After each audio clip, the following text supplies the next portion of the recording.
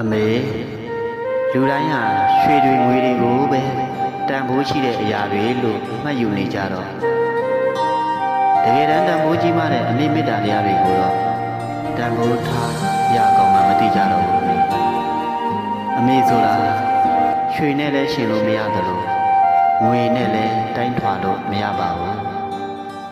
အမေရဲ့ကဘာမှာအရှိဆုံးဆိုတာသားသမီးတွေဖြစ်ပေမဲ့သားသမီးတွေရဲ့ကဘာမှာတော့အမေဆိုတာတချို့တဝက်ပဲရှိကြပါလိမ့်မယ်လင်ရှိမရရှိမိတ်ဆွေရှိတွေကပြောင်းလဲတတ်တဲ့တဘာမှရှိပေမဲ့သားသမီးတွေပေါ်အထားတဲ့အမေရဲ့ရှိချင်းမေတ္တာတရားတွေကတော့ဘယ်တော့မှ